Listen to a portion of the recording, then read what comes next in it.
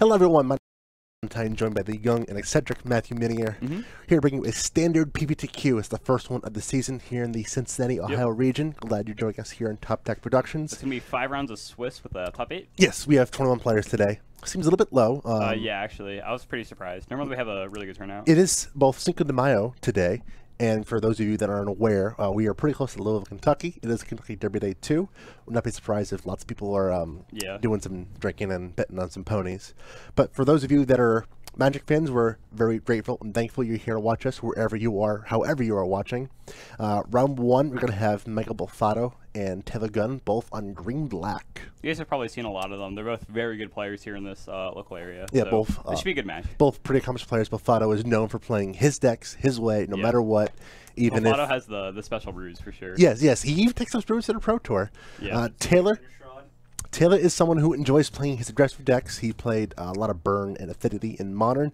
Was doing a lot of Mono Red. I believe he played Mono Red week 1 of Dominaria Standard. And then he was testing with John Douglas, who is qualified for Pro Tour Dominaria, so they want to really find out what the best deck is. And Taylor Gunn really fell in love with this green-black Constrictor deck that was all in on creatures. So he has 4 Lever Elves, 4 Adventurous Impulses, and cards like Ravage. I love Adventurous Impulse. Very good card. As do I. It's one of my favorite cards from Dominaria. Speaking of which, we will be talking about our favorite cards from Dominaria moving forward between rounds. Also get some deck text and interviews from players as well. So if there's anyone you want to see talked about or talked with, let us know in the chat. We'll try our best to get to them. If you want to talk to Billy Caminos, good luck with that. Good luck. Yeah, if you guys have any questions, comments, anything at all, just let us know in the comments. And we will try and do our best to answer those questions. There's some pretty noble players here too, though. There's only 21, but there's a pretty stacked cast. If you like. We got like the best of the best. Yeah, Michael Belfatto, Taylor Gunn, John Douglas, Billy Caminos, Bernie Wynn, Adam Bowman is in the room. Adam Bowman, known for his sliver play in Modern. He plays only slivers, exclusively slivers, and you can check out plenty of his highlights both on these Star City replays, as well as some replays here on Top Tech Productions of him out slivering. I believe it was John Douglas who was on Jund at the time. Yeah, that sounds right. I know there's a Gen matchup. Players currently in a player meeting. Again, we'll have Michael Belfatto on green black versus Taylor Gunn on green black. We'll get, as soon as we have access to it, we'll give you all the archetypes. We can't do deck lists until top 8. But in the meantime, we'll get you all the archetypes for 21 players. I'm expecting a lot of green black, blue white. I saw a couple of blue black control lists as well. I saw Billy on white, I think. Billy was on Knights. No, Billy's on white black vehicles. Oh, vehicles? Billy was trying to make Marta vehicles work. He did not like the mana, so he shipped off to the. Interesting. I saw what? It was the white black vehicle list that came in second in the online PTQ last weekend. Billy seemed like he was not happy with many things and just decided last second to just play vehicles. Earlier, and he said that his deck was terrible. So we'll see how he does tonight. No, Billy's never happy. Billy's never a happy person, even when he's winning. He always ends up going like undefeated. He won the a couple seasons ago. He won. Yeah, he won a PPTQ here with Green White Humans. Yeah, I remember that one. A deck that was perfectly meted against the Aetherworks Marvel decks at the time. Yeah, like basically, I know. That was actually the PPTQ where I lost to an opponent in top 8, and they left. Yep. They left. I am still very salty about that. Incredibly salty about that. Hey, wasn't that Romer? It was Zach Romer. Zach Romer. He doesn't even like play anymore. He is. Well, he plays a little bit. He drafts. Mostly his trades. He got one of those big boy jobs, and now it eats into his time. You know, I am very grateful I have a job where I can get off early, especially on Fridays, and play lots of Magic. And I'm sure you're grateful that you're 14 years old. 16, but yeah. You're 16? Yeah. You don't look 16. You look really tiny. Like you see this disembodied head. We have Kestra asking for some spice in the thickest deck we have. All right, we'll see. We'll try to get some of that. I think Belfatto's already gonna have the spice. Belfatto might be playing green black, but he'll throw in his spice. For example, he plays green black rock in Modern. Yeah. He also plays Worm Harvest in Modern. I love Worm Harvest though in Modern. That's not a bad card. He was also playing he played Grexis Eldrazi for a hot minute there. That was an interesting one. Top forward a standard regional with an Eldrazi list back during, I think it was Aether Revolt standard? It was Aether, or... Yeah, it was Aether Revolt standard. Yeah. I played just Cassie Healy at that regionals tournament. We have one that's pointing out the thickest deck would be Battle of Wits. It would technically be the thickest deck. Yeah. Not legal in this standard format, though. if we can see some Lich's mastery with approach second son. We do have, I think, 2 people play that deck here. Yeah, I don't think they're either of them. I don't see any of them building up. Mario Kabari, who normally here Mario and on then Friday Curtis nights, King. commentating Friday Night Modern, and Curtis King. Curtis King plays on Fridays. Is not here, but Mario plays on Wednesdays usually. They're both playing the same white-black Lich's Mastery deck. Curtis added in Approach of the Second Son this week. Mario's actually going to swap a couple things. He was like taking a look at Curtis's list. And so Aetherflux Reservoir is one thing that Curtis plays in his list, and Mario kind of like that, so maybe he'll try that out. Again, our current matchup is Green-Black versus Green-Black, both players on Green-Black Constrictor decks. So Taylor Gunn having a little bit of spice with his Adventurous Impulse and Creature package that I did think pretty well Impulse in the PPTQ. isn't really spice, I think it's just straight value. It's really I mean, I do know. It sounds like players are available and sitting down. We can hear them. Let's take it to the players' camera. And here we have Taylor Gunn and Michael Belfatto, both players playing Green-Black Constrictor. This should be an exciting one. Should be round one of 5. Should be 5 pretty exciting rounds. We have someone asking, is Garfaro's Gift still good? I feel like it depends on the meta you're playing in. Yeah, I would also say, for sure, I think it got weaker. I think Syncopate is a very important card. I think Seal Away is a very important card for those matchups. I feel like a little bit weaker, but at the same time... It's still playable. It's just not as good. I feel like a lot of things in this format early on are playable. Thank you, Shabaris, for the follow. We really appreciate that. I feel like a lot of things are playable, especially depending on what local meta is. Like I know here on Wednesdays and Fridays, we have a pretty good meta here. We do. A lot of people play green though, and that allows me to play a deck like Blue-Back Control successfully still. We have at least one Blue-Back Control in the field. I think you saw a second one too. Kind of interesting to see how. I believe there are 2 Blue-Black decks. We know Bernie One was playing it. So yeah. We'll get him on camera. He's a very good player. Is a little bit different than mine. He's playing some Syncopates and Unwinds. I am not playing either one of those cards. I'm not a fan of Syncopate. I was at first, just because, again, it's a pretty good card to have against the Blue-Red Garfaro's Gift deck. Yeah, but I just never liked it. Yeah, I don't think you actually care about that matchup. Players rolling? I think it's kind of... Well, Gift's just kind of not really in the meta currently. Which one, the Garfaro's Gift deck? Yeah, at least for a little bit. It might pick up. I do feel like it says something that John Douglas, who was pretty much all in on that deck leading into Dominaria, and is off it now. I feel like that says something. No, he does like that Blue-White Historic deck a lot. Yeah. It has problems keeping up, I feel like, and if it falls behind, it just doesn't do much, but I feel like if you're able to tempo out, then you're just fine. All right. You're asking, he plays like what mid-range, not Vamps. We have seen people try either like a vehicle version or a night version. I haven't actually seen the vehicle version in action, but I like the night version. We'll see it today, I'm sure. Again, it did came in second at the Magic Line PTQ last weekend. Bell's got some spices. No, that's I thought that was a red-black land for a second. No. Belfatto on the play starts us off with a tap land. Taylor draws a Blooming Marsh. And he's got the elf. Okay. He had it both times he got to be last night, and he's got it again here this afternoon. Yeah, so it's definitely better. What turn 3 are we looking for Taylor here? J-Light Ranger is a pretty good play, or even going tap land into Constrictor is a pretty good play, too. Yeah, I would say tap land Constrictor would be my best plan, and then go J-Light turn 3. I don't know, J-Light turn 3 can be pretty impressive. But J-Light turn 2 is also really good. But do you want to wait for the Constrictor if you have it? I mentioned he has Ballista. He wants to put it on the board so you just do the Constrictor. He already had one in hand, too, I believe. Blue Marsh to play. He's still play Constrictor. Yeah, I would go Constrictor and then start doing your things. And he has Ballista, so if we draw an untapped land, we can go Constrictor and then land our elf land into Ballista for 3. He's going to push the snake. I feel like it's really important here that Belfatto did not have 2 energy. Otherwise, Taylor could have just shot it down to Let's Sleep before it draws a card. Here's Siphon number 2. We'll try to get energy trackers on screen for you to remember. There's a rules update recently. Players must keep track of energy on their own.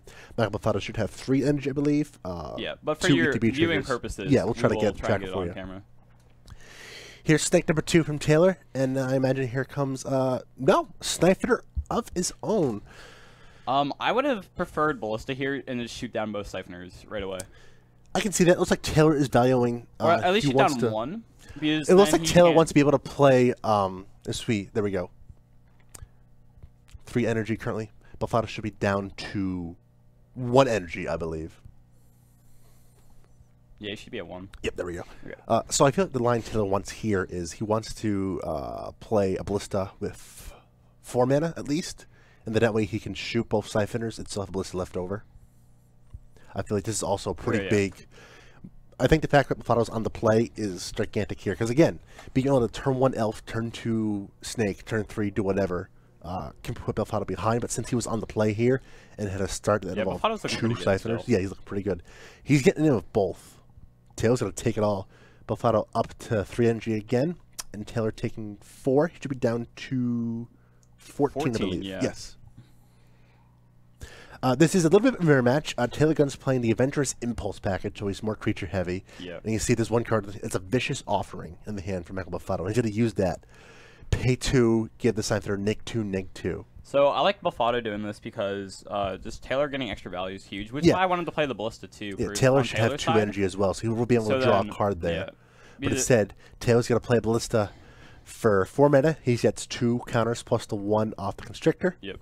And I'm going to shoot down these absolutely. Right, and there's a qualm that Belfatto might have with the open green source, a Blossoming Defense, but since the Ballista has 3 counters, it does not matter. Yep. Here's an attack from 2. Belfatto goes into 18. And we're going to see your debut of Adventurous Impulse, the new quote-unquote Green Ponder Oath and Nissa for non-planeswalkers. We see I'd land. refer to it as the Oath and Nissa. Same. We see, you can't grab planeswalkers, so we see land, land, Contempt.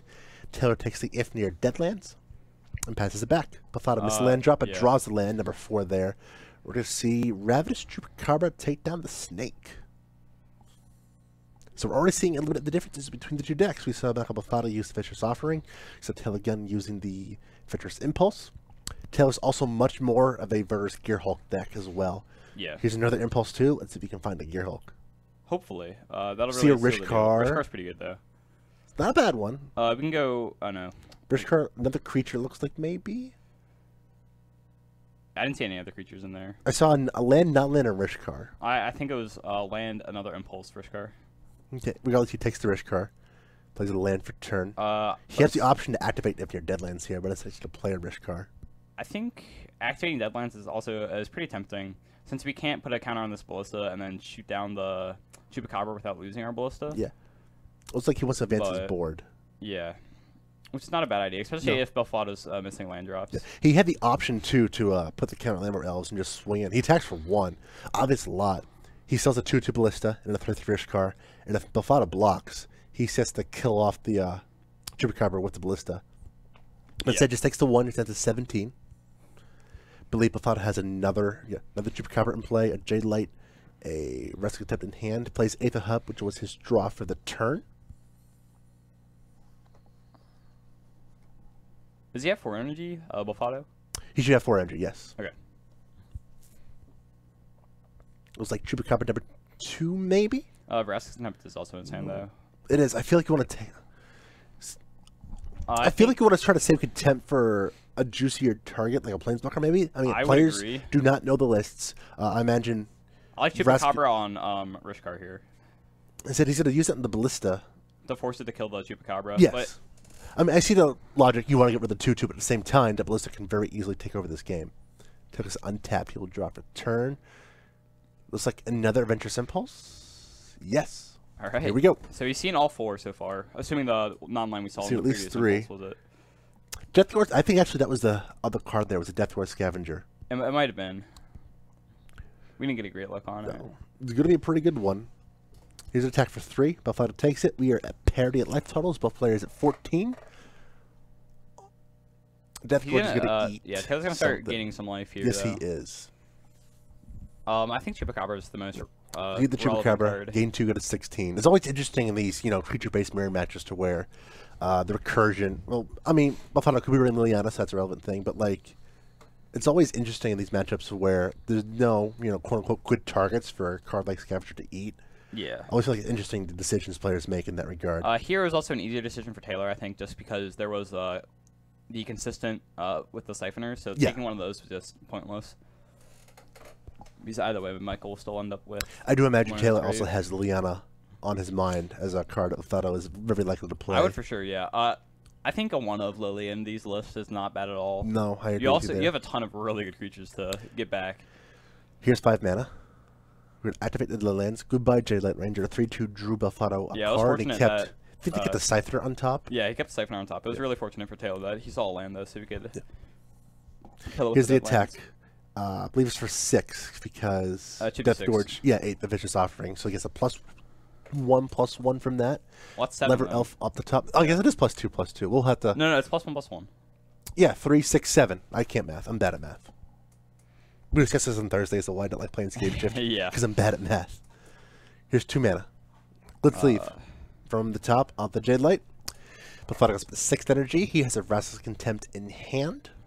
I'm not sure if I like that attack from Taylor. Well, more specifically, the trigger off Deathcourt Scavenger eating the instant. No, I like it because you want to be dealing as much damage as possible. Green card at the top. That's what I like about it, but gaining life, and then your clock doesn't change either, which is the only thing why I wasn't 100% on it. No, Taylor wants to get Belfatto dead. He wants to do as much damage as possible, as fast as possible. And he was already at a pretty healthy life total, so I can definitely see that. Yeah. Here's the Contempt on the Scavenger. Risk card in hand from Taylor. Taylor wished Risk card was the target there. Yeah. Belfatto's going to take 4 down to 3. No, he gained 2. That's right, he can do. So he's going to end up at a net 5 after the Contempt, yeah. It's a non-land from Belfatto there. Kinda.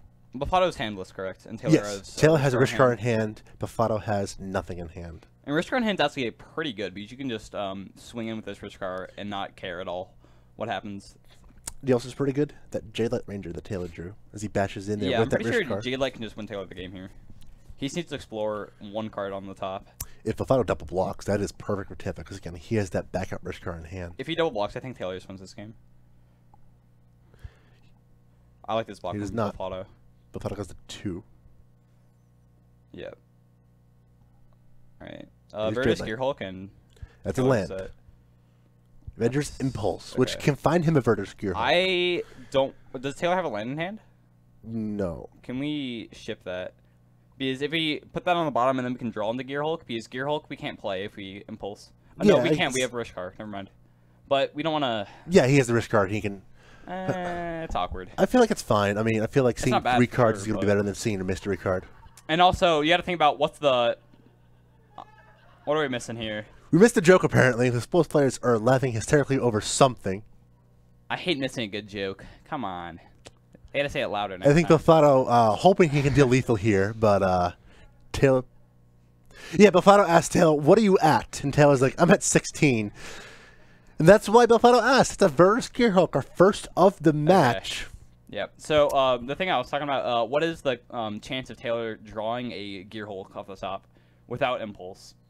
So he runs at least 3. Yeah, he's attacked for 4. I think Impulse is probably just better. We'll try to make sure, thank you for pointing out in the chat, the Scavenger should be exiled from their graveyard. Okay. Get that taken care of. Yep, that is a good catch. Snake and Thrashing Brontodon, right? That's what it's called? The uncommon. Thrashing Brontodon. That is actually a 4-mana kill spell here. Yeah. This is one of the reasons why we play Adventurous Impulse, to get cards like Chupacabra and Brontodon that act as a removal even though they're a creature. He plays it, he's going to sack it. It just wins in the game here. Yeah, wins in the game. Belfatto's got 1 blockers. That's enough damage coming through. Taylor Gunn taking game 1 off Adventurous Impulse. You see Billy Camino's in the back. He didn't have a bye. He did not have a bye. Did he win? I don't know. We'll try to get Scott Jones to ask Billy if he won or not. We'll try to get Robert Meadows also to find out what's going on. I see him in the background. You hear Robert Meadows is not playing, however. He is not playing. He's chilling today. He's our lackey today. But you get to hear him Thursday nights with myself doing a Thursday night Modern League, which features players like Billy Caminos in the back. So we're going to the sideboard now.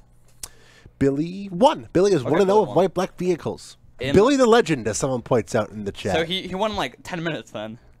His opponent did get good hands. That's a not a bad way to start. Not the most ideal way because you want to play, obviously, but I mean, having been in that situation in a bad matchup and a PTQ I won, I'll take anyone I can get. In 5 rounds of Swiss too, you can't really afford to get a loss in if you want to make top 8. We see N9 Script Twitch saying very impressed Green Ponder. I am too. That's actually one of my top 5 cards of Dominator that I like. Throughout the day, we'll be talking about our favorite cards from the set.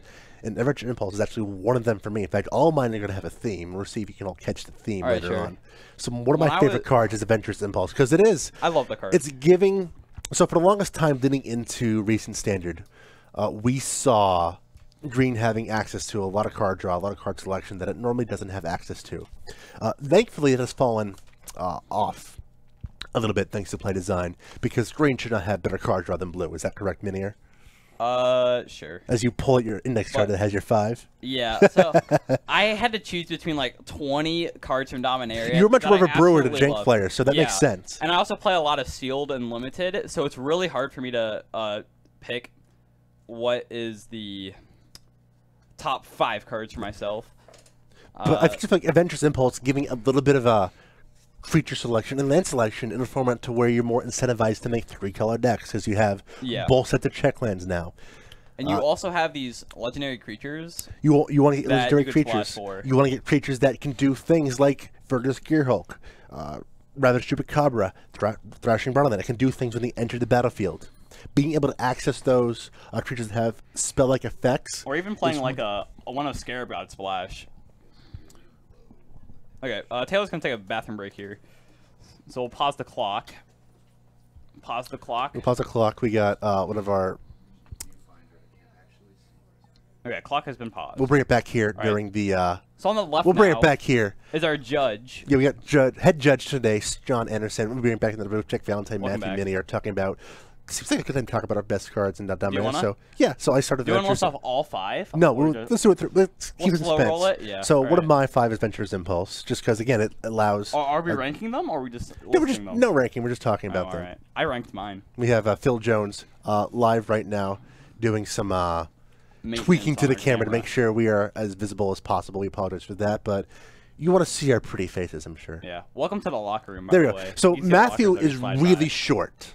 I'm not. What? I'm 6'5", so I can stand up and close, and you can see all of me. But when we first tested this, all we saw was like Matthew from here up. It was like he was a disembodied head that was floating behind his black screen. We'd like to eventually get a green screen for you. We need your help to do it. So if you like what you see, if you like what we're doing here, because again, we're more than just the standard PPTQ on the weekends. We stream live Paper Magic 4 nights a week. Tuesday, we're looking to make it 5 too. We are looking to make it 5. But currently, we do Tuesday, Thursday, and Friday morning, and Wednesday standard. All right, Taylor's back. We won't list any of our cards right now. We'll just keep talking about. So if you really like what we do, want to help support, make the stream better, give us some subs here on Twitch. Don't forget, if you're an Amazon Prime subscriber, you get the free Twitch Prime sub every month. Donations help as well. We keep a track of donators on the bottom ticker during replays. Yep.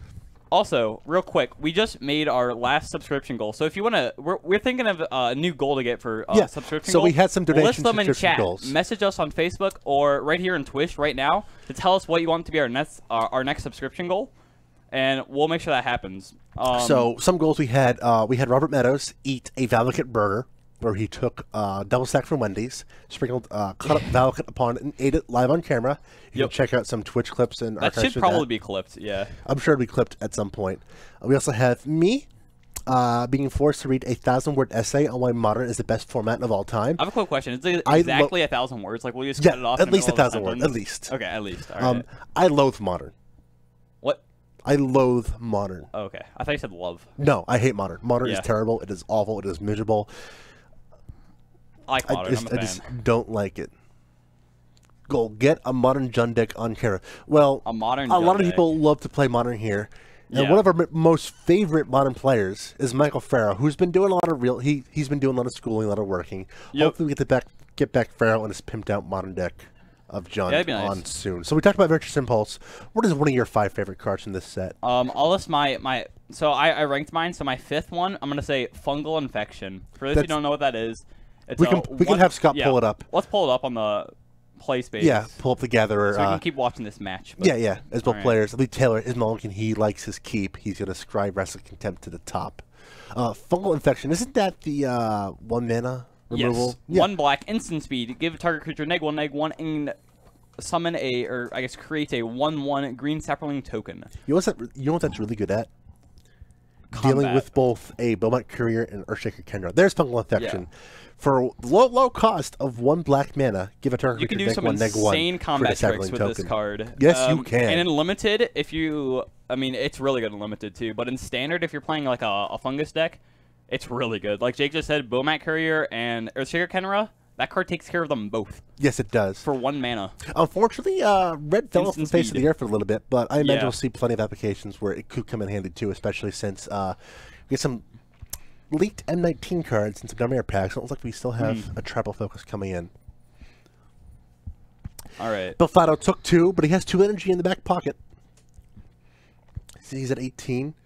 He's going to go to 17, spend 2 energy. Thank you for the follow, Magi Bendikick 53. I apologize if I mispronounced this. Yeah, some of these names are really hard to pronounce. Yes, they are. Well, we will try our best. I now understand how Saffronella feels.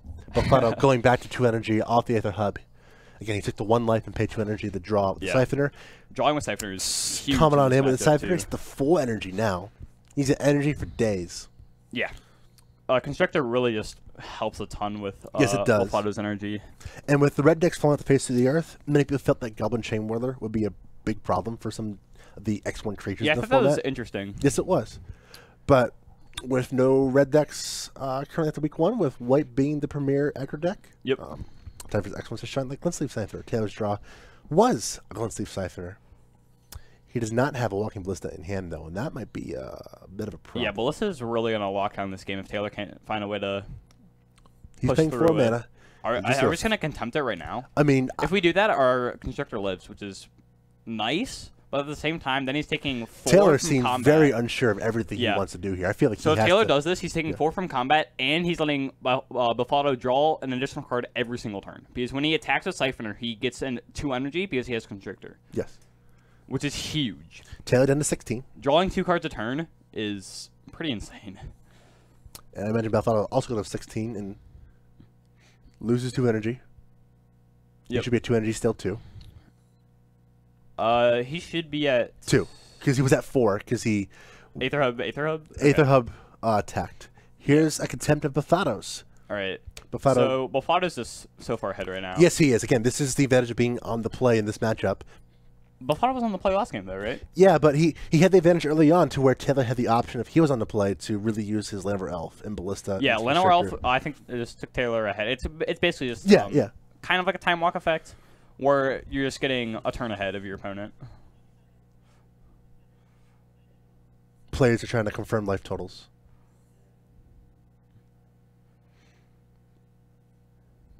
It should be 12 to 18. I believe we have the... Pretty sure we are correct. Yeah. I think they missed the Rest, Contempt, life gain. Yeah. We should have 4 energy there from Belfatto as well, just because... Yep, attack trigger off Siphoner. Can you miss that trigger? I believe you can, but... You can, but if you announce it, you have to do the entire trigger. Yeah. Here's Contempt number 2 for Taylor. Goodbye, Glint Sleeve Siphoner. Right, goodbye, card advantage. Hopefully I can get Taylor back in the game. We'll see, though. We'll see, though. Belfatto has drawn a lot of cards, and Belfatto just drew a Jade Light Ranger. That's pretty big.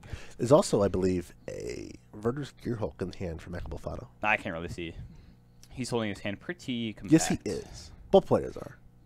Yep. He just passed back the turn. Interesting.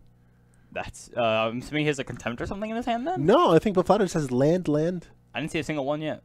So, Taylor using the Constrictor against Belfatto there with the Infinite Deadlands, which means that the doubles all the counters. No matter what kind of counters they are, they get the extra counter. In that case, it was 3 -1/-1 counters. That is actually really cool, that effect. That's nice. Here's a Glint Sleeve Siphoner. Taylor gets the 1 energy.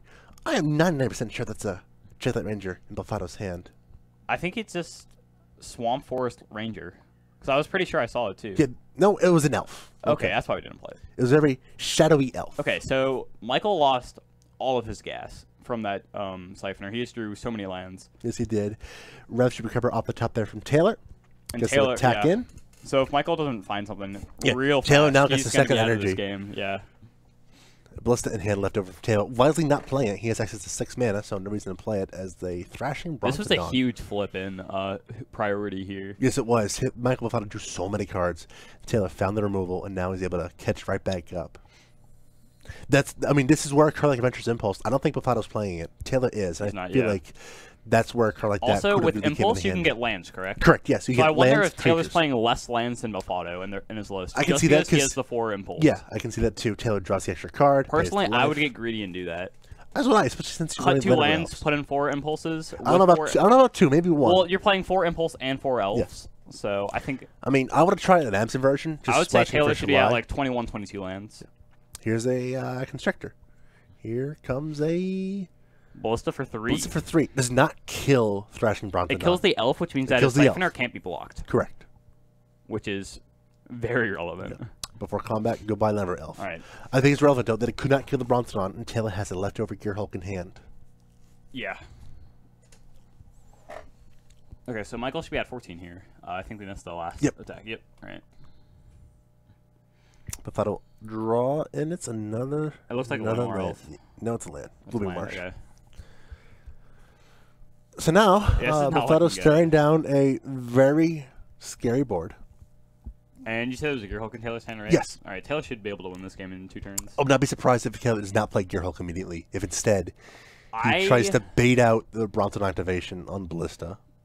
I'm thinking, how much does he actually care about it, though? I think he cares a lot, because getting that well, we could just put all of our counters on his other creatures. You don't need to put any on the Gearhulk but itself. There's still an ETB trigger that has to come into play, though. So he, in response, take care of, like, the... I feel like the trample on the... The trample is very relevant. Is really relevant, considering Belfatto is not doing anything. So we got Taylor trying to activate Ballista, and he will. No, so he's putting counters on it, which is, I think, good. Taylor shortcutting a little bit, trying to kill the Brontodon.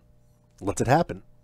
All right, so doing this means that his Gearhulk's going to come in with the additional counter. I'm not sure how I feel about this. I love it, because now Taylor can just go 1/1/1/1 on every creature. See, the best thing about this is because if Taylor didn't do that, the Brontodon would have lived, and that's just really bad. That's just bad trading. I feel like no matter what, Taylor wanted that Brontodon to die, because he wants the Gearhulk to stick, especially considering Belfatto's board is going to be nothing but a Landmark Elf, it looks like. Nope, maybe this... It's all right. Jade Light this time. We got, all right, run both times, Jade Light. Okay, but it's not going to be that impactful. Especially with that Ravaged Chupacabra. No, that Ravaged Chupacabra is pretty good. It's very good. He gets a 4/3 and a Chupacabra on top. Yes. But it's not in his hand, which is the important part. Because now Taylor gets a, I don't want to say a free attack, but it's a free attack. To pretty much cut Michael's life total down to like 3. I feel like it's pretty important that the toughness on this Jade Light is 3, which means no matter what, Taylor can put one counter. Oh, he just drew a Ballista.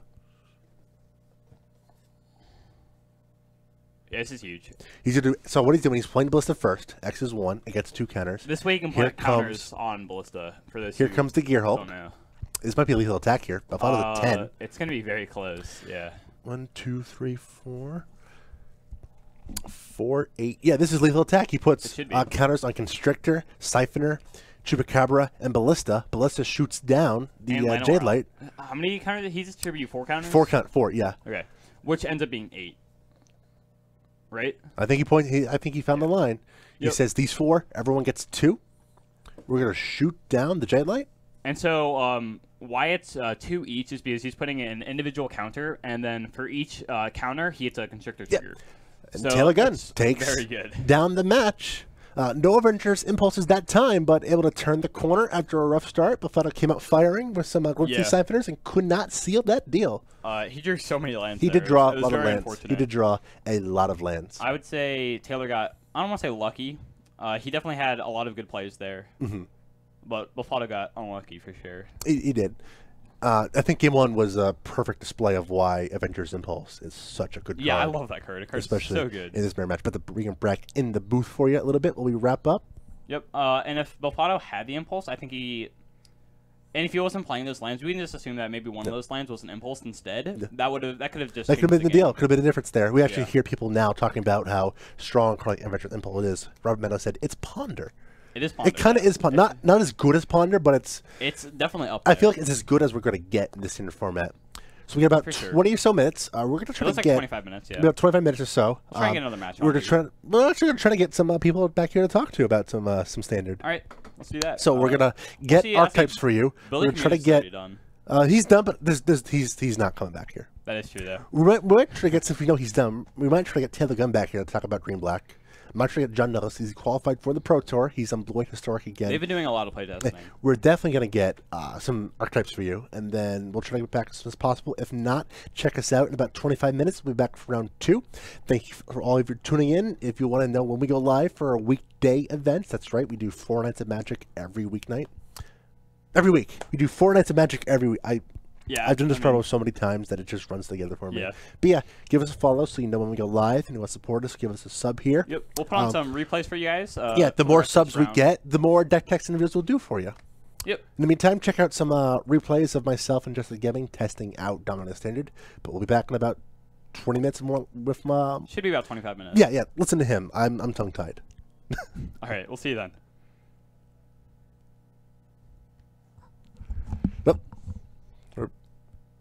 We're back momentarily. We'll kick back the replay for you shortly. There we go. Turned out.